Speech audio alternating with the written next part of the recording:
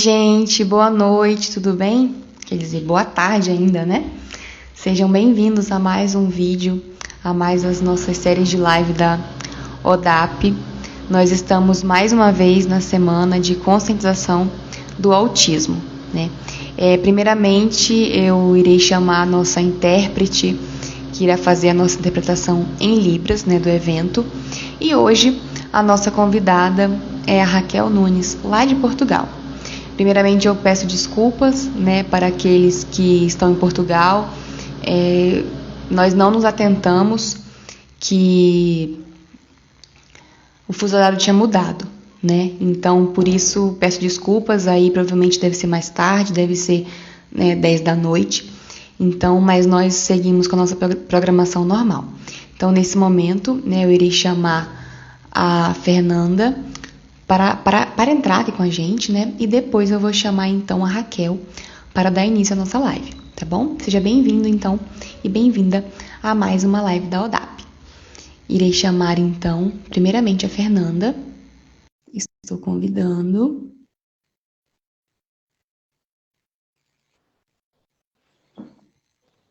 Olá!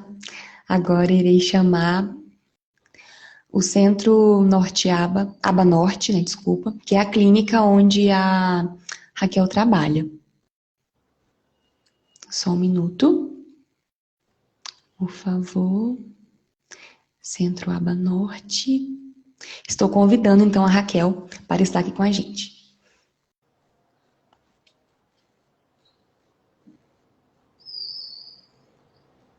Vamos aguardar um pouquinho até ela entrar conosco.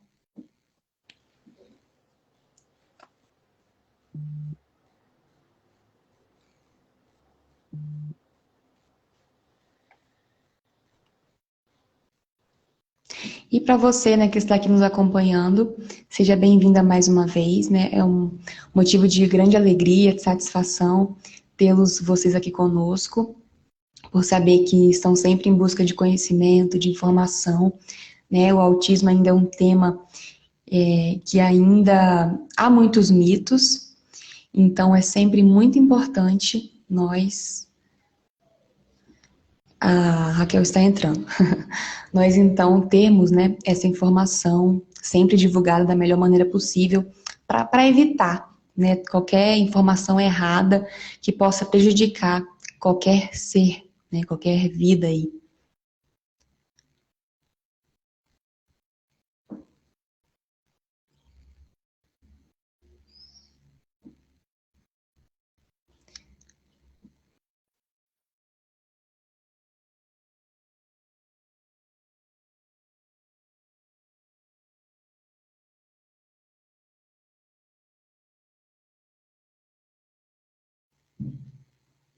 Vamos aguardar mais um pouquinho, então. Estou tentando a conexão aqui com a Raquel. Raquel, deu certo agora. Olá, boa tarde, Olá. só um bocadinho. Tá bom. Tudo Ok. bem? Acho que já está, tudo bem? Tudo Sim. bem. Eu estava explicando Ok. aqui, né, para aqueles que estão ao vivo nos assistindo, eu pedi desculpas, né, com relação ao horário, do fuso horário de Portugal, né, nós não nos atentamos, né, Raquel, é isso. É verdade, pedimos imensa desculpa realmente quando fizemos o nosso cartaz e acordámos as horas, não nos lembrámos da diferença, da mudança de hora em Portugal, então só hoje é que demos conta. Pedimos imensa desculpa a todos. De qualquer forma, depois a live vai ficar gravada, não é? Para que todos possam ter a oportunidade de ver, quer no vosso Instagram, quer também no nosso, que depois vamos publicar. Por isso, depois toda a gente poderá ter a oportunidade de ver. Sim, então obrigada, né, por ter aceitado esse convite, obrigada a Raquel e obrigada também a Fernanda, né, por estar fazendo essa interpretação na língua brasileira de sinais. Então, eu vou apresentar, né, Raquel, um pouquinho do seu currículo. Acredito que, assim como todos que passam por aqui, né, todos são muito capacitados, são pessoas muito estudadas, e aqui é apenas um pequeno resumo, né, do currículo dos convidados. Então, a Raquel, ela possui licenciatura em reabilitação psicomotora, tem formação em perturbação do espectro do autismo e em terapia ABA. Então, gente, lá em Portugal, né, a formação é perturbação do espectro do autismo, enquanto aqui no Brasil é transtorno do espectro autista, né, só para ter essa nomenclatura. Também tem formação complementar em ABA naturalista. Tem experiência com autismo desde 2014, trabalha, né, com o método ABA há 5 anos e é cofundadora do Centro ABA Norte, que é então a clínica e o Instagram, né, no qual nós estamos agora conversando com ela. Depois eu vou deixar também, né, o arroba, o link da clínica, para caso quem queira, né, conhecer, saber um pouquinho do trabalho que eles fazem lá, que é um trabalho muito bem feito também. Então, mais uma vez, obrigada, Raquel. Obrigada eu pelo convite, estamos sempre disponíveis, principalmente esta semana, não é, que vocês estão a fazer de lives de consciencialização, divulgação de informação. Achamos que é super importante o trabalho que estão a fazer e estamos muito felizes por poder colaborar e trazer aqui também informação a todos. Obrigada. Então, vamos começar, né? Primeiramente, então, nosso tema é intervenção precoce no TEA, né? Como eu já situei um pouquinho as pessoas. Então, eu queria saber um pouquinho, Raquel, se você poderia, né, falar para a gente, de modo breve, sobre o histórico e as mudanças que aconteceram no DSM-5, né? Que nós sabemos que aconteceram algumas mudanças. Queria que você falasse para a gente um pouquinho. Exatamente, assim de forma muito resumida, o DSM é o Manual de Saúde Mental que é utilizado para realizar diagnósticos. Neste caso, a perturbação do espectro do autismo está incluída neste manual e houve uma mudança significativa nos critérios de diagnóstico do DSM-4 para o DSM-5. Portanto, o DSM-4 foi publicado em 1994 e o DSM-5, portanto, a última versão, em 2013. Portanto, entre os dois tem quase 20 anos de diferença, não é? Houve uma grande evolução, cada vez mais estudos dentro da área, felizmente. E, portanto, as principais diferenças que trouxe o DSM-5 foi que deixou de se diferenciar os diversos tipos de autismo, por assim dizer. No antigo tínhamos uma diferenciação entre autismo clássico, entre síndrome de Asperger e a perturbação global do desenvolvimento, enquanto que no DSM-5 todas estas perturbações foram todas incluídas no autismo e que, portanto, é dividida em 3 níveis diferentes de necessidade de suporte, de necessidade de apoio, divididas em 2 áreas principais. A primeira é a socialização, comunicação e socialização, e a segunda é a parte comportamental. Portanto, em cada uma destas 2 áreas haverá 3 níveis diferentes de suporte. O suporte leve, o suporte básico, suporte moderado e mais suporte, portanto, um nível mais alto de suporte. E cada jovem ou criança ou jovem podem ter níveis diferentes de suporte em cada uma destas 2 áreas. Portanto, deixou de se utilizar a expressão síndrome de Asperger, não é?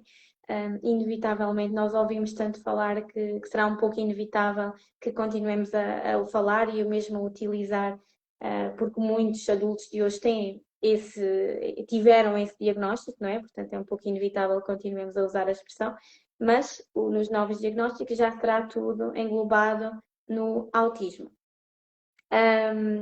Mais coisas, a nível de prevalência, por exemplo, o DSM-5 já nos trouxe uma prevalência de cerca de 1% de pessoas com perturbação do espectro do autismo a nível mundial.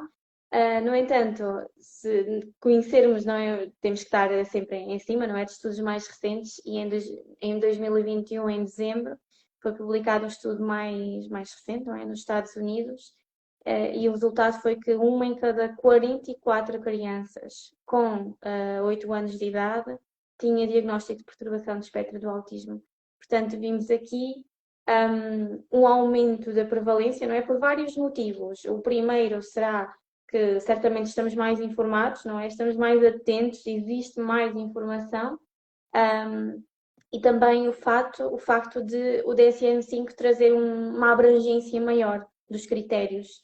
Portanto, temos aqui vários fatores envolvidos, não é? Para além disso, pode efetivamente a prevalência estar a aumentar. Depois também temos a questão das meninas, que podemos se calhar falar, podemos falar já, se calhar. Supostamente os números dizem que é 4 rapazes para uma menina, mais ou menos 4 vezes mais em rapazes do que em raparigas.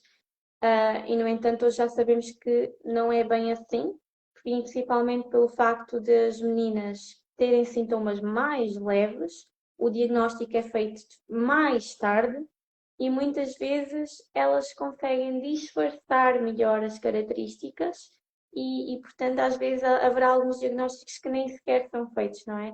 Portanto, esta diferença tão grande entre a prevalência entre homens e mulheres provavelmente não será assim tão grande. Precisamos sim estar atentos aos números, não é? E àquilo que vem surgindo. Então, pronto, basicamente foram estas as principais diferenças que o DSM-5 nos trouxe. Perfeito, Raquel.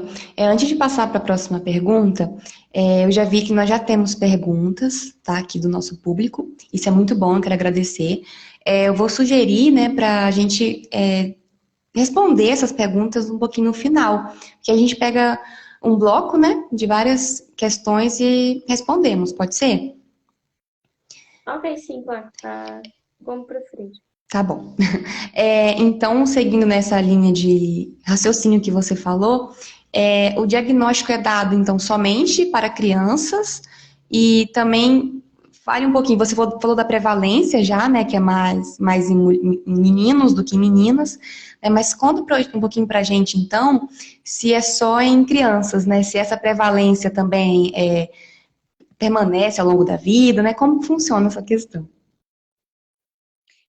Nós, quando falamos em perturbação, transtorno, não é? De espectro autista, esta diferença de nomenclatura, pensamos logo em crianças, não é? Pensamos logo Pensamos que às vezes até se pensa que apenas existe em criança, mas a verdade é que não, existem crianças, existem jovens, adolescentes, adultos e idosos com autismo, não é? O autismo é para a vida toda. Realmente, nos últimos anos, inclusive, temos vindo a ter, têm vindo a surgir cada vez mais diagnósticos, inclusive em adultos, não é?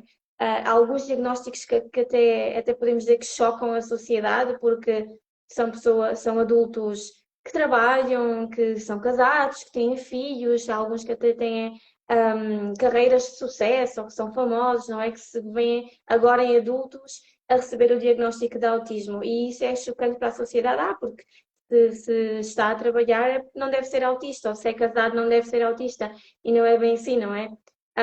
Porque estas características que nós falamos, as dificuldades na parte da comunicação, socialização e na parte comportamental, podem surgir da mesma forma e podem causar verdadeiras dificuldades a estas pessoas, não é? Há um dos critérios do DSM diz que só é considerado um critério de forma significativa se este sintoma afetar de forma significativa a vida da pessoa. E este próprio critério é um bocadinho abstrato, não é?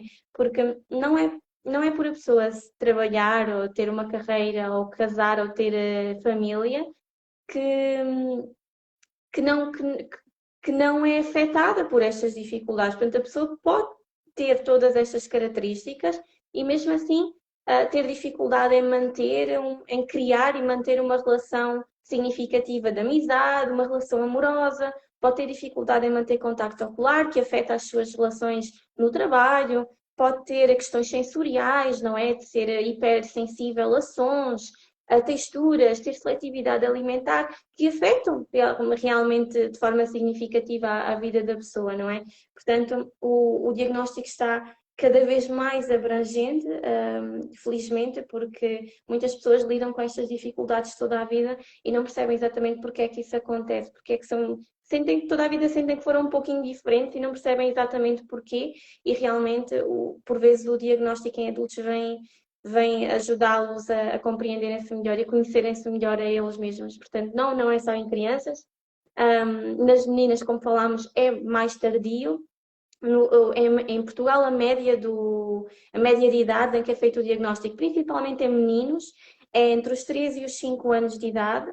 No entanto, nas meninas há falta de dados em Portugal, mas normalmente é mais tardio. Mas, cá está, temos cada vez mais diagnósticos a surgir na faixa etária dos adultos, portanto o diagnóstico está cada vez mais abrangente. Sim. E qual então a importância da formação em transtorno do espectro autista dos pais e educadores infantis, né? Quais estratégias poderíamos pensar para esse público?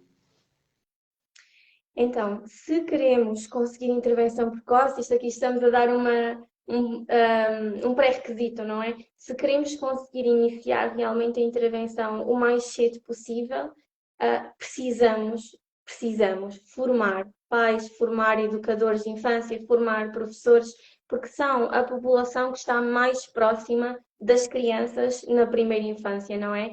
E sentimos que muitas vezes quando os pais chegam até nós com dúvidas, com perguntas, eles não foram informados, não é, do que é o desenvolvimento infantil, de quais são os sinais de alerta. Portanto, têm que ir por eles procurar essa informação. E nós sabemos como é a internet, não é? Sabemos que é um mar de informação correta, de informação menos correta, e por vezes é muito difícil encontrar aquilo que é realmente fidedigno. E o mesmo acontece com os profissionais da educação. Temos várias crianças em escola e que têm 2, 3, 4 anos, enfim, e vão para uma turma e a professora percebe, ok, tenho aqui esta criança, este menino, esta menina com autismo e eu não sei realmente muito bem o que fazer porque têm falta de formação nessa área. Não existe, não. Existe, mas é pouco específica a formação que os professores têm sobre necessidades educativas no geral, ainda mais especificamente sobre a perturbação do espectro do autismo. Portanto, também tem aqui por eles, não é?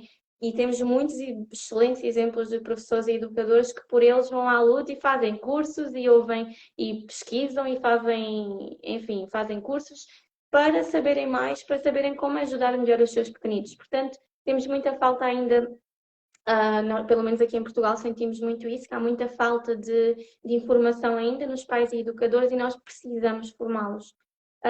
Nós, como centro, estamos a preparar um programa formativo.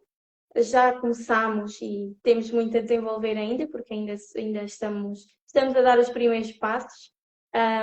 Na formação de escolas, começámos por dar a primeira formação que demos foi uma creche sobre desenvolvimento infantil, a educadoras e a pais, sobre sinais de alerta.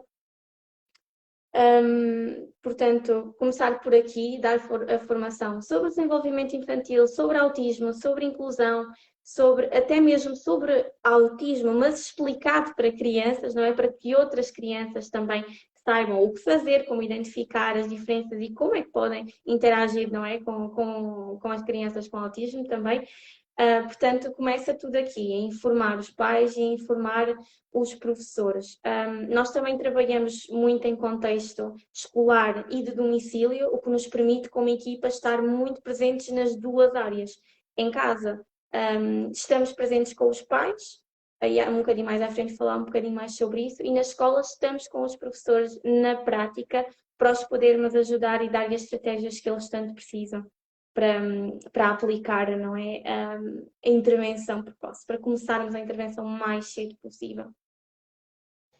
Perfeito. É interessante que você vai falando, né, vai sobre Portugal e tem muitas questões relativas, parecidas, semelhantes aqui no Brasil. Depois a gente pode até falar um pouquinho dessas semelhanças, que às vezes a gente está um pouco distante e pensa que é muito diferente. Tem coisas que são, né, de fato diferentes, talvez até mais desenvolvidas, mas outras são parecidas, né? Algumas questões. Com relação às características do TEA, né, quais são as características do TEA em uma criança e a partir de que idade é possível observá-las? Então, vamos falar então sobre os primeiros sinais, um bocadinho, não é? Os primeiros sinais costumam surgir, ou pelo menos ser mais visíveis, perto dos 12 meses de idade, portanto, quando a criança faz 1 ano. Algumas crianças já é visível antes, outras crianças só mais perto dos 2, mas em média, perto do ano de idade, já se conseguem ver aqui algumas características significativas.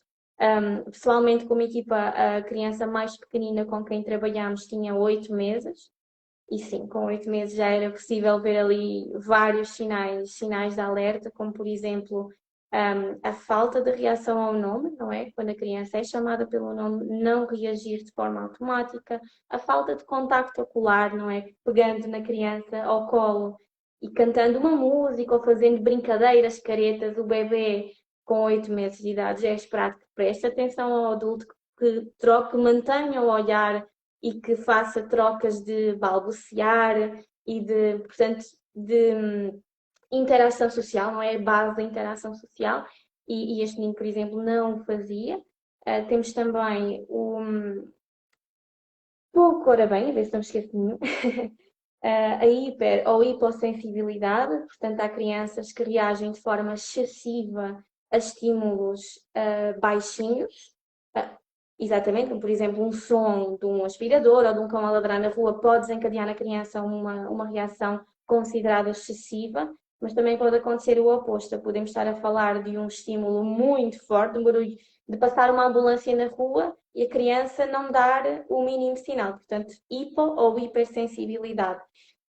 Também temos a questão das brincadeiras repetitivas, ou seja, de uma criança com 1 ano de idade é esperado que dentro de se tiver um tapete, não é, um cantinho com 10 brinquedos, é esperado que a criança explore os brinquedos, que pegue, que vire, ao contrário, que abane, que bata no chão, que sorria, que mostre, que dê ao adulto, que pegue, que tire. Crianças dentro do espectro têm tendência para brincar sempre com o mesmo brinquedo ou com o mesmo conjunto de brinquedos, sempre da mesma forma. Por exemplo, em vez de brincar com brinquedos, preferir um cabo de um telemóvel ou preferir um aspirador, enfim, ter interesses diferentes dos considerados típicos para a sua idade. Também temos, por fim, e eu deixei para o fim propositadamente, o atraso na linguagem, que muitas vezes é a primeira coisa que se nota, não é? Ele ainda não fala, tem 1 ano e meio, tem 2 anos e ainda não fala, ou ainda só diz 1, 2, 3 palavrinhas, ainda é muito pouco. Mas, no entanto, geralmente quando os pais chegam a nós com essa queixa, quando nós vamos avaliar todas as outras questões, também encontramos outros sinais de alerta e não apenas o da linguagem. Até porque existem pré-requisitos para o desenvolvimento da linguagem, não é? Existe o balbuciar, que é por aí que começa, não é? Existe o apontar, existe o partilhar interesses, existem os gestos para manifestar o que quer, o que não quer, puxar, tirar. São uma série de pré-requisitos existentes e nós, quando queremos e esperamos que a criança fale, quando vamos descobrir a criança não tem os outros pré-requisitos ainda. Portanto, temos que ir à base, não é? Temos que ir ao anterior. No entanto, muitas vezes é a primeira questão que preocupa os pais. Também temos muitas vezes falta de colaboração e de interesse em adultos ou em pares. Ou seja, com estas idades não é suposto que a criança brinque propriamente com outra criança. No entanto, a criança tem interesse, a criança olha, a criança puxa um brinquedo se tiver interesse, a criança vai lá, faz uma vestinha ou dá um puxãozinho de cabelo, não é? Porque não sabe muito bem o que é que há de fazer com outra criança, mas existe um interesse em interagir. Se vir outra criança chorar ou rir, a criança vai observar, vai rir também ou vai chorar, vai se mostrar incomodada.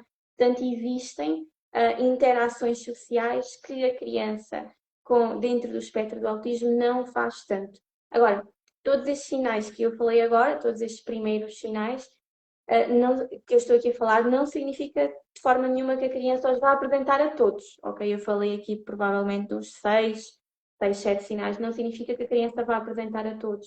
Há crianças que podem apresentar apenas 3, crianças que apresentam 4, crianças que apresentam um deles numa intensidade mais alta e outros, mas numa intensidade mais baixa. Portanto, vale sempre a pena relembrar que a perturbação do espectro do autismo como o próprio nome indica, é um espectro e conseguimos encontrar, conseguimos não, todas as crianças são únicas e têm características diferentes e aqui conjuntos de critérios diferentes, de sintomas diferentes, níveis de intensidade ou de gravidade também diferentes. Portanto, cada criança é uma criança. Ou seja, às vezes ouvimos os pais dizerem eu pesquisei na internet e vi que lá que as crianças com autismo não olham nos olhos, mas o meu olha, portanto não pode ser autista. Okay? Não, não é bem assim. Okay?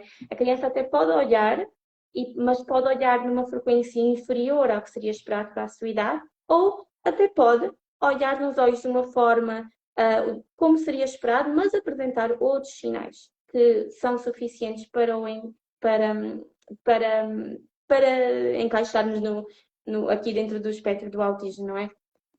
Portanto, vale sempre a pena falar aqui nisto. E depois temos outra questão que acontece com alguma frequência, que é a regressão de competências, mas vamos falar um bocadinho mais à frente aqui da regressão. Tá certo. Não, mas foi perfeita a colocação. É muito bom falar sobre isso, né? Para deixar bem claras essas questões. Então, indo um pouquinho a fundo, né? Nós sabe-se que a neuroplasticidade e a poda neural fazem parte do processo de todo indivíduo. Como ocorre, então, a poda neural e a neuroplasticidade em pessoas com TEA? Talvez essas expressões, né, não são muito comuns para muitas pessoas, mas a gente vai explicar. Exato. Eu também não sou neurologista, não sou especialista no assunto, mas vou aqui tentar explicar de forma bem simples estes conceitos. Então, basicamente, a neuroplasticidade é a capacidade do nosso cérebro se moldar, se reestruturar, criar novas ligações. Ou seja, quando certas zonas cerebrais não se estão a desenvolver como seria esperado para a idade, nós conseguimos compensar essas competências que seriam desenvolvidas aí, estimulando a criança com estímulos externos, com aprendizagem, com estímulos externos, não é? Conseguimos criar novas ligações cerebrais para conseguir dar à criança aquela competência que ela precisa adquirir. Esta neuroplasticidade é maior até aos 5, 6 anos de idade. Não que depois dessa idade ela desapareça, ok? Não, o nosso cérebro é um órgão em constante mutação, toda a nossa vida ele vai sofrer mudanças. A partir dos 6 anos de idade, a nossa capacidade de aprendizagem vai diminuindo gradualmente. Não significa de todo que um adulto ou um idoso não consiga aprender uma competência nova, sabemos que consegue, no entanto, demoramos mais tempo a conseguir criar novas ligações. Por exemplo, falando de aprender uma língua nova, não é? Não é que uma pessoa com 30 ou com 40 anos não consiga aprender, claro que consegue, mas vai demorar muito mais tempo a aprender uma língua nova do que uma criança com 2 ou 3 anos, não é? Que cria ligações no cérebro muito mais rapidamente. Portanto, basicamente é esta a diferença. Até aos 6 anos de idade é a idade perfeita para começarmos a intervir, e quanto mais cedo melhor. E podemos intervir, cá está, o exemplo que eu dei há pouquinho, do menino com 8 meses de idade, com 8 meses de idade já é possível intervir, ok? Há muita coisa que podemos estimular e podemos ensinar os pais a estimular enquanto nós lá não estamos. Portanto, mais cedo possível, para começarmos a combater aqui, a combater um atraso que se possa estar um atraso de competências que se possa estar a acumular.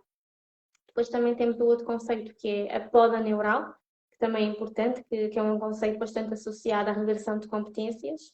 É muito comum chegarem pais a nós, crianças com 2 anos, por exemplo, que dizem que ele batia palminhas e deixou de bater, ou ele já dizia mamãe e papá e deixou de dizer, ou ele já conseguia dizer adeus e deixou de dizer, ou já cantava, ou já fazia as músicas infantis, fazia a galinha põe o ovo e deixou de fazer, portanto não sei o que é que se passou, mas numa ou 2 semanas ele deixou de fazer todas essas coisas que sabia. E porquê que isto acontece, não é? E acontece com tanta frequência. Portanto, acontece por causa da poda neural. E o que é a poda neural? Basicamente, eu vou tentar explicar de forma muito simples, é como se fosse uma limpeza que o nosso cérebro, que está em desenvolvimento, faz de ligações que são menos importantes. Portanto, o nosso cérebro, nos primeiros anos de idade, está a aprender muito, está a criar muitas ligações novas e existe nesta primeira infância existe normalmente uma grande poda neural que acontece a todos nós, a absolutamente todos nós, neurotípicos também, em que esta limpeza deixa, basicamente percebe quais é que são as ligações mais fortes, quais é que são as competências que estão a ser utilizadas mais vezes, que serão mais necessárias. Ok, estas vamos mantê-las. Estas outras que estão a ser menos utilizadas, que são menos necessárias, se a criança vai crescer já não vai precisar disto, vamos varrer, vamos limpar. O problema é que dentro da perturbação do espectro do autismo, esta poda neural acontece de forma atípica, ou seja, sem querer, não é? Por um erro, estão levadas também competências que seriam importantes, competências de imitação, competências de comunicação, que a criança estava a desenvolver e foram levadas devido a que esta poda neural. Podemos até mesmo comparar com esta poda neural com uma árvore, né? Com o crescimento de uma árvore. Muitas vezes, para a árvore crescer mais forte, de forma mais consistente, não é? Muitas vezes é preciso fazer uma poda, não é? Tirar os ramos mais secos, os ramos mais de baixo, para ela poder continuar a crescer. E é exatamente isso que acontece no nosso cérebro. É tirarmos o que está mais para baixo, o que não é tão necessário para ele poder continuar a desenvolver-se da melhor forma. Quando explico isto, até costumo dar o exemplo de um filme infantil, que é o Divertidamente. O nome em inglês é o Inside Out, não sei se sabes qual é o filme. É muito divertido. Muito giro para ensinar às crianças sobre emoções e assim. E eu, quando explico isto, pergunto sempre às pessoas se viram esse filme. Se não viram, vão ver, que é muito giro. Que tem lá o senhor, quando a criança está a dormir, a jovem, a adolescente está a dormir, tem os senhores da limpeza que vão às memórias dela e vão aspirando as coisas que ela já não precisa. Portanto, é mesmo isso que acontece. Vamos ver o que é que não é necessário e vamos limpar, não é? Portanto, basicamente é este o conceito de poda neural que acontece. Normalmente acontece mais próximos dos 2 anos de idade, mas pode acontecer ali entre o 1 e os 3 anos, mais ou menos. Depois disso, é muito menos provável que volte a acontecer. Aliás, eu não, já ouvi colegas que falaram de casos, mas eu nunca conheci nenhum menino que tivesse uma regressão de competências após esta idade. Realmente costuma acontecer por aqui. Perfeito. Ao meu ver, ficou bem claro, ficou bem simplificado. E se vocês tiverem dúvidas ainda, né, podem perguntar que eu vou ler depois e perguntar, né, para Raquel. Sim, estamos aqui para responder, Sim. tentar explicar. E vamos aproveitar, né, que a Raquel está aqui para poder esclarecer. Então, sabemos que existem diversos mitos sobre a intervenção em crianças com TEA. Fale um pouco sobre a intervenção precoce, então, né, que é o nosso tema de hoje, e também fala um pouquinho para a gente sobre a intervenção naturalista. Né? No Brasil também nós temos. Ela seria uma possibilidade de intervenção? Explica um pouquinho para a gente, por favor. Sim, sim, sem dúvida. Nós aqui em Portugal, nós trabalhamos com o método ABA, nós, Centro ABA Norte, que é a análise comportamental aplicada. Aqui em Portugal ainda estamos a crescer, não é? Comparado com o Brasil, nessa questão, acho que estamos muito, muito atrás, não é, Rebeca? Penso que estou correta. No Brasil, o ABA é muito divulgado, é muito conhecido, não é? Assim, nas pesquisas científicas é a que mais tem comprovação. No meio acadêmico, sim, digamos que sim, mas no senso comum, não. Então, sim, no meio acadêmico, sim. Mas no dia a dia as pessoas não sabem muito essa diferença. Mas sim, no meio acadêmico, sim, é o mais comprovado cientificamente. Ok, tinha ideia que, mesmo por exemplo, nós trabalhamos aqui com muitas famílias brasileiras que já faziam ABA no Brasil e que vêm para Portugal e vão logo procurar o ABA, portanto, tenho sempre a sensação de que no Brasil o ABA é mais divulgado e as pessoas estão mais por dentro, mas se calhar é uma concepção até um pouco errada também. Basicamente, o ABA é uma ciência em constante desenvolvimento, não é? É como o cérebro humano. Basicamente, felizmente tem havido cada vez mais estudos na área e nós defendemos atualmente uma abordagem naturalista, sim. A principal diferença que eu gostava aqui de explicar entre o ABA considerado ABA clássico e o ABA naturalista é que no ABA clássico a primeira intervenção ou a primeira abordagem é uma abordagem mais estruturada e à medida que a criança ganha competências vamos passando para um ambiente cada vez mais natural. E no ABA naturalista começamos por uma abordagem mais natural, ou seja, se possível, é preferível que a criança aprenda de forma mais natural, através da brincadeira, em contexto natural. E se a criança, depois de algum tempo, não estiver a conseguir adquirir as competências necessárias desta forma, mais natural, aí sim, vamos aumentando gradualmente a estrutura, por exemplo, retirando distratores, controlando um pouco mais o ambiente, trabalhando de forma individual em vez de em grupo, ou seja, mesmo os materiais que usamos de forma mais estruturada, portanto é ao contrário. Quando começamos por uma abordagem naturalista, pretendemos ensinar a criança preferencialmente a brincar, porque é essa a forma que as crianças aprendem de forma natural, não é? Nós escolhemos brincadeiras nas quais nós consigamos trabalhar os nossos objetivos. Por exemplo, estamos a brincar com um puzzle de encaixe de madeira, um puzzle de animais. Com este puzzle nós conseguimos trabalhar imitação. Pegamos numa peça e faz igual, e o menino tem que colocar a peça igual. Conseguimos trabalhar a identificação de animais, portanto estamos a ampliar vocabulário. Olha, que animal é este? E este? E onde está este? E onde está o outro? Portanto, estamos a ampliar vocabulário. Podemos trabalhar pedidos. Posso ser eu a guardar as peças para a criança ter que apontar ou fazer um pedido oral ou através do PEX, por exemplo, ou de um sistema de comunicação alternativo, para nós darmos as peças. Portanto, dentro desta brincadeira, não é? A criança está a brincar, está a fazer um jogo, nós conseguimos trabalhar uma série de competências de forma natural. Portanto, esse será sempre o nosso principal objetivo. Sendo que a base do ensino, a base da terapia é a relação. Sempre, sempre. As primeiras sessões, o primeiro mês, as primeiras semanas do primeiro mês são para criar uma relação de confiança com a criança. Nós levamos sempre brinquedos de casa para a criança nos associar a coisas boas, a coisas divertidas. Queremos descobrir quais é que são os interesses dela, para brincarmos com ela com os interesses dela, para ela nos achar super divertidos, para criar ali confiança connosco. Portanto, de forma nenhuma podemos chegar com uma criança que não conhecemos, não é? E começar a fazer exigências, começar a dar instruções, agora vamos sentar aqui na mesa e vamos fazer isto. Não é assim, não é? Com nenhuma criança, nem com nenhum neurotípico, nem com ninguém. Portanto, primeiro a relação entre técnico e criança. E depois, então, começar de forma muito gradual a fazer pequenos pedidos à criança, a fazer pequenas tarefas, tentando o máximo seja dentro da brincadeira, com crianças mais crescidas ou com crianças que precisam de um trabalho um pouco mais estruturado, alternamos sempre tarefa, brincadeira, para podermos manter a criança com um nível de motivação alto. Utilizamos sempre o reforço positivo, que é a base da ciência ABA, não é? O reforço mais natural é o reforço social, estamos a falar do elogio, estamos a falar do sorriso, das cócegas, do toque físico. Este é o nosso é o reforço positivo mais natural, que nós mais encontramos e mais nos guiamos no nosso dia a dia. Portanto, é o nosso reforço preferencial.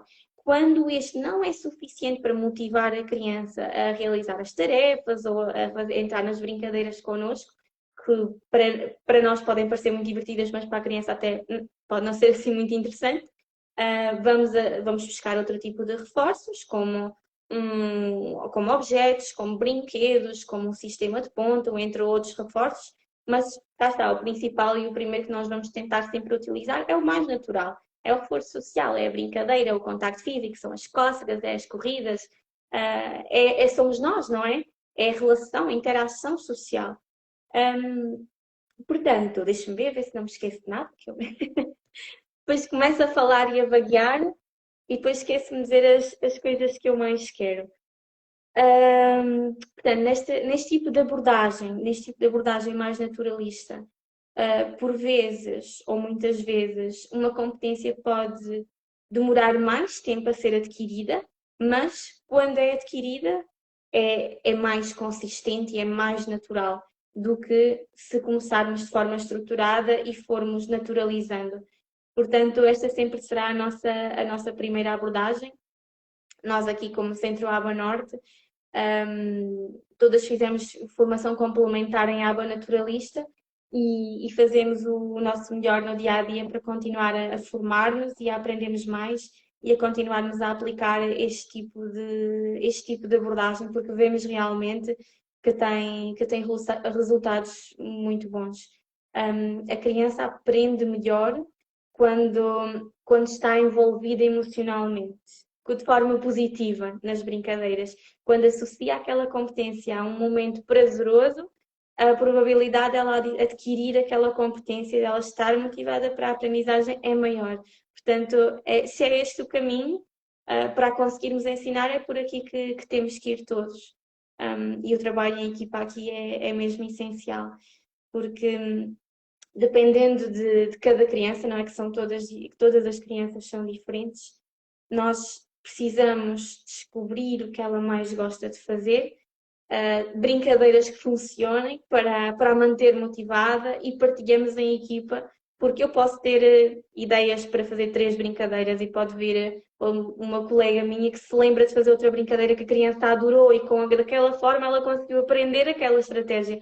Portanto, aqui o trabalho em equipa é mesmo super, super importante e nós temos sempre muita atenção à nossa comunicação entre equipa para conseguirmos passar informação ao máximo para conseguirmos chegar às crianças e ensinar estas competências que são necessárias.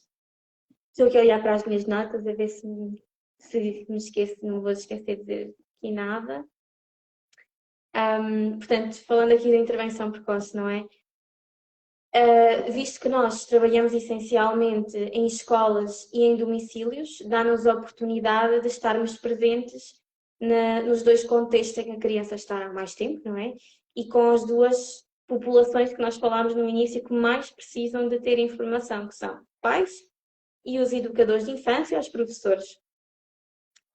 Portanto, em casa, nós permitimos, nunca impomos aos pais ou proibimos de estarem presentes nas sessões, portanto, sempre que os pais quiserem estar presentes nas sessões, estão à vontade para o fazer. É verdade que todas as crianças têm uma reação diferente quando os pais estão presentes e quando não estão, mas se os pais quiserem assistir, nós não temos problema nenhum que o façam. Muitas vezes são os próprios pais que dizem: ele comigo aqui está mais distraído, eu vou sair um bocadinho, ok, tranquilo, pode estar uma parte da sessão, não estar outra parte, ou pode mesmo, nem todos os pais também têm a disponibilidade, não é, para conseguirem estar presentes durante todo o tempo da sessão, mas no final da sessão gostamos sempre de dar um feedback daquilo que foi trabalhado, o que é que ele conseguiu fazer hoje, o que é que notei de diferente, o que é que trabalhei desta forma ou daquela, e dar sempre alguma estratégia, responder às dúvidas dos pais, principalmente a desafios mais comportamentais, e dar estratégias para lidarem com elas no dia a dia, formar os pais. É isso que tem de bom este tipo de intervenção, no domicílio e na escola, é que estamos presentes nos sítios em que os adultos, né, que rodeiam aquela criança mais precisam de aprender. Em casa surgem desafios que na escola não surgem, não é? Por exemplo, são ambientes super diferentes, crianças comportam-se de forma diferente com os pais, com os terapeutas, com os educadores, é super típico que isto aconteça, não é? Portanto, em casa estamos presentes com os pais, estamos a formá-los, estamos a mostrar, às vezes pedimos mesmo: olha, venha cá ver como estou a fazer esta tarefa, ou como ele está a conseguir fazer, ou qual foi a estratégia que eu utilizei para ensinar, e experimente fazer da mesma forma quando não estamos nós. Ou mesmo sentar os pais a fazer: olha, experimente fazer, faça mais assim, faça mais assado. E eles aprendem a fazer, não é? E como estimular os seus pequenos. E depois temos o outro contexto, que é o contexto de escola, não é? Que, dependendo da criança, podemos dividir o nosso tipo de intervenção.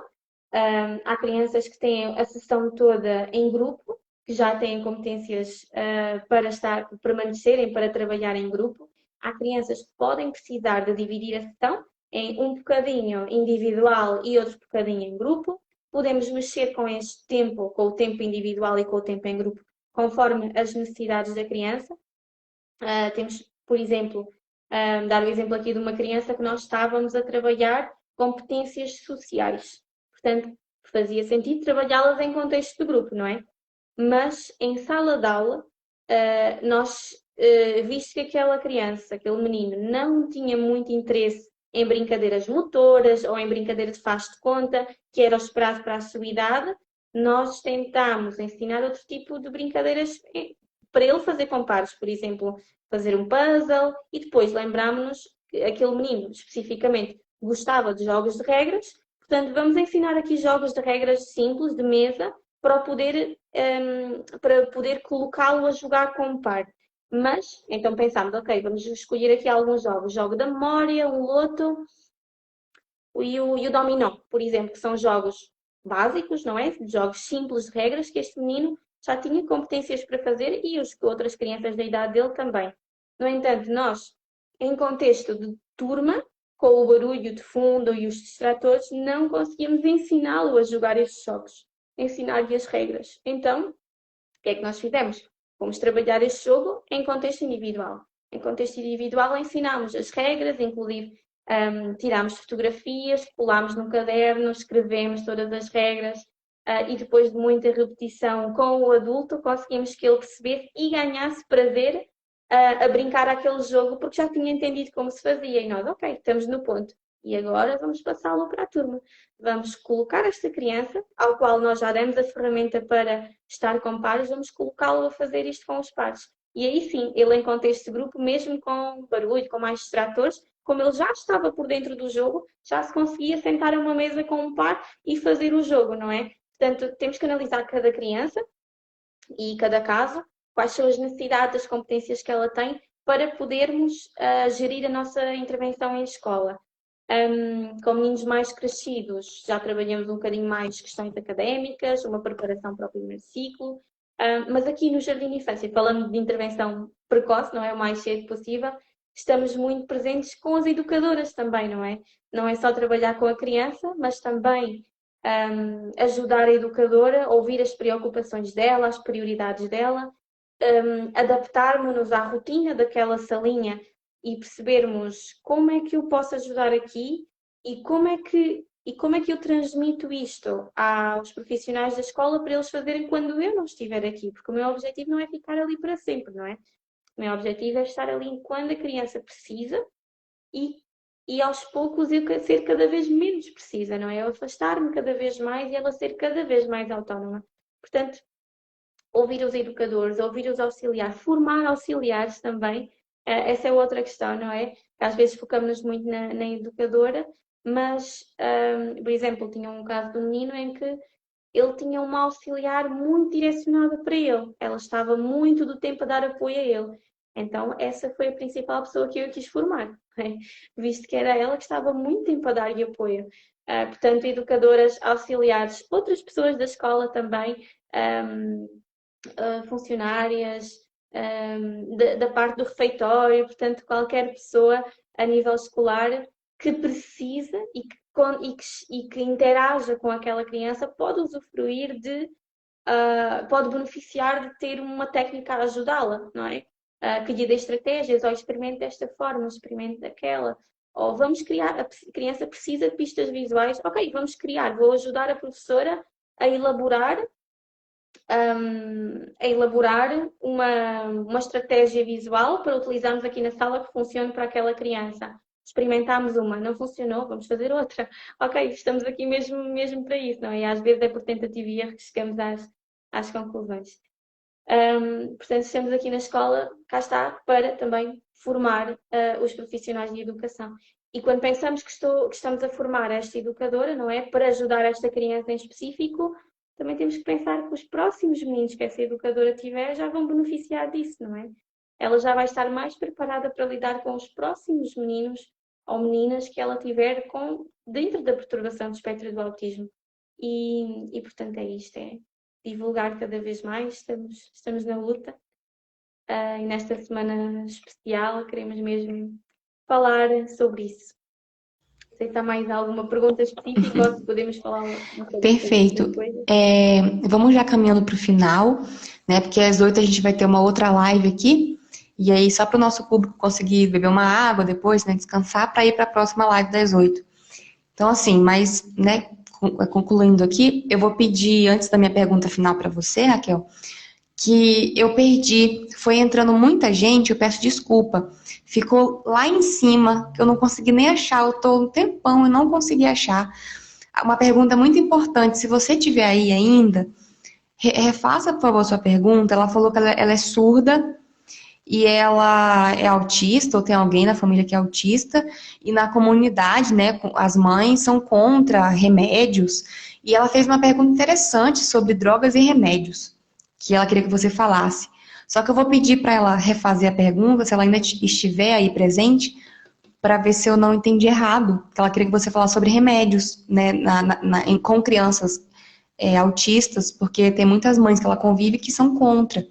Mas eu queria que ela refizesse para ver se eu entendi corretamente se é essa a dúvida dela. Porque eu me lembro da pergunta, né? Eu perdi a pergunta em si aqui. Então, se você tiver aí ainda, ela foi a primeira pessoa a perguntar e eu queria esclarecer essa dúvida dela.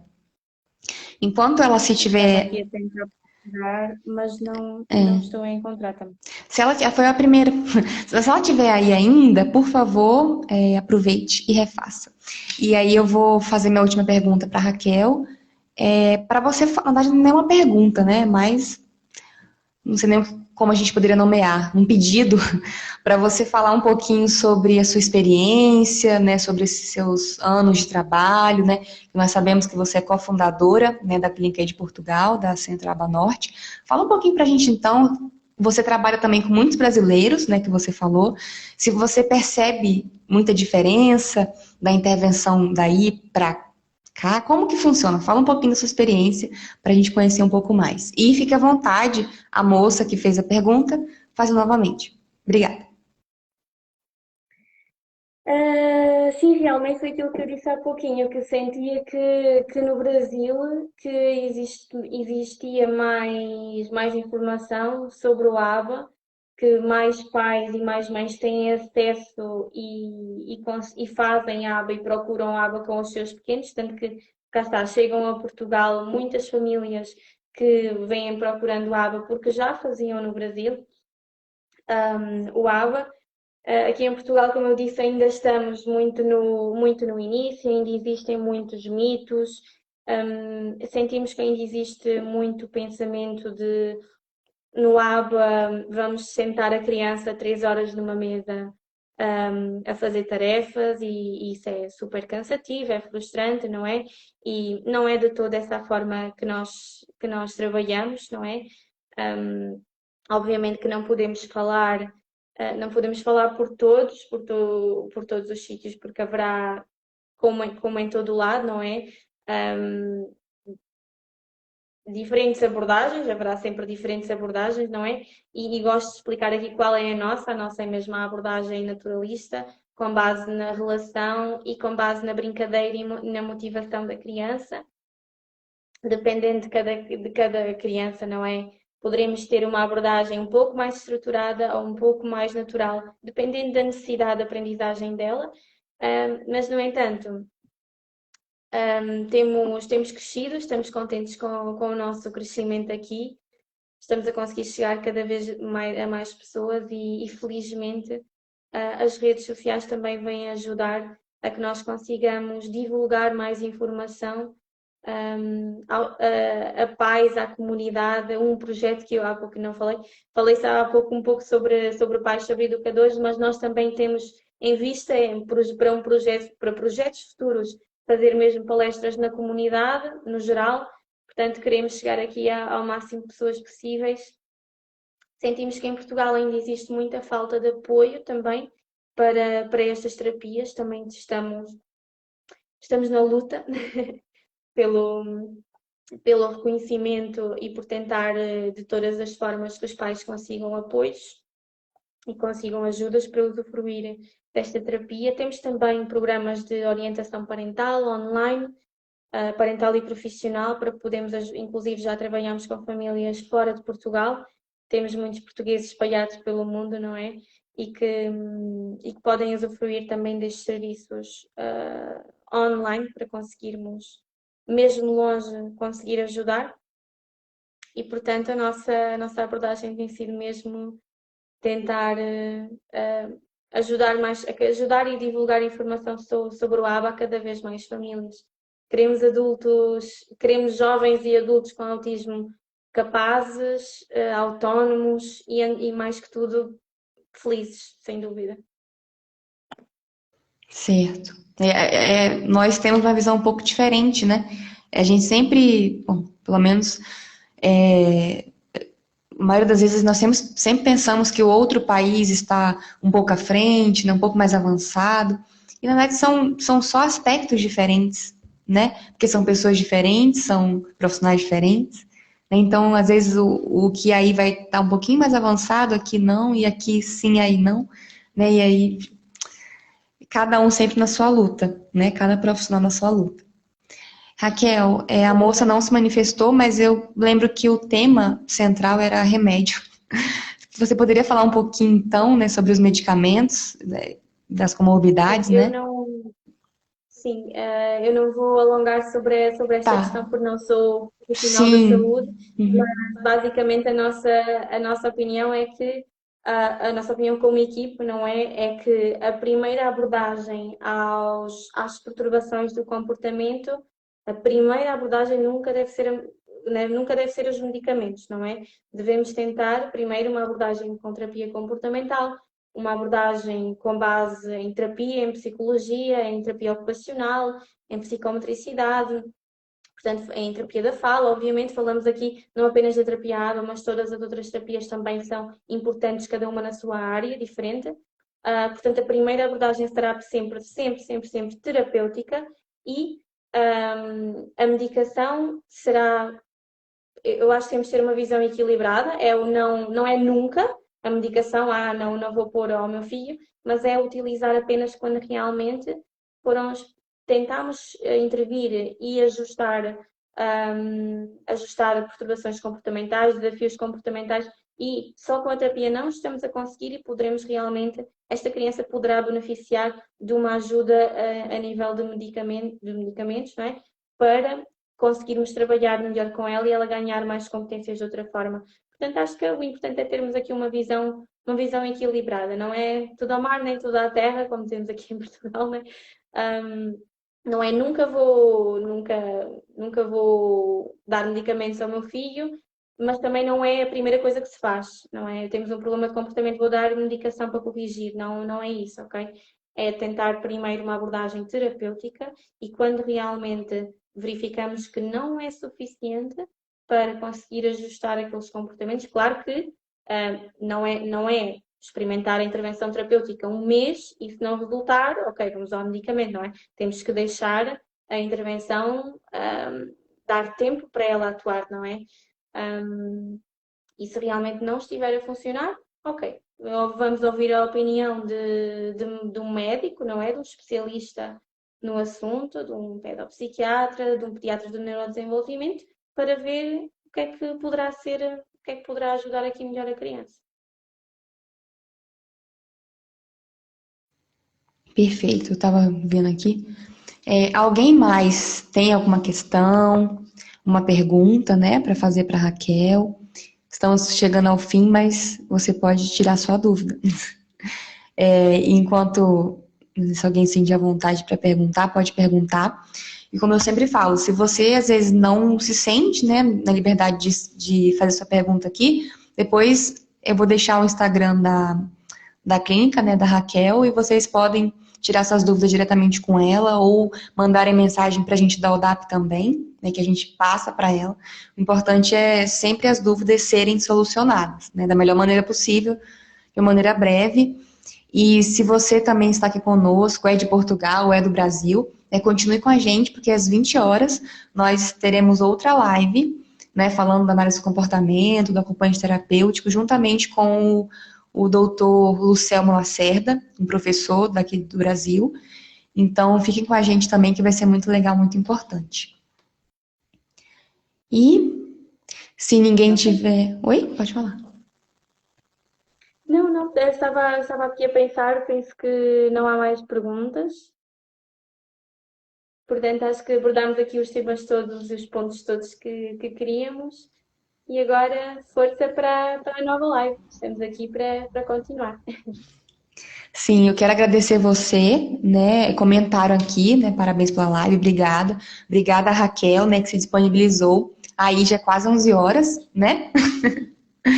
E, Sim, pois, 11. né? Então realmente O final vemos da uma noite. disponibilidade aí de querer falar sobre o assunto, né? De querer divulgar informação, conhecimento. Então, muito obrigada e eu deixo para vocês suas considerações finais. Se você quiser falar mais alguma coisa, fica à vontade. Muito obrigada pelo convite, realmente é ótimo e parabéns pelo trabalho que estão a fazer, porque realmente é importante arregaçarmos as mangas e falar, e falar, e falar. E as redes sociais têm a nos proporcionar estas oportunidades de conseguirmos divulgar mais informação, portanto temos mesmo que aproveitar todas as oportunidades para o conseguirmos fazer. Por isso, parabéns pelo vosso trabalho e obrigada pelo convite. Nós te agradecemos e até um próximo momento, né? Nós esperamos sempre ter essa parceria, né, e nos encontrar em vários outros momentos. Obrigada mais uma vez. Obrigada a você que nos Obrigada. assistiu e a Fernanda também, que está aí fazendo a interpretação em Libras. Muito obrigada, então. Uma boa noite para todos. Obrigada para vocês também. Tchau.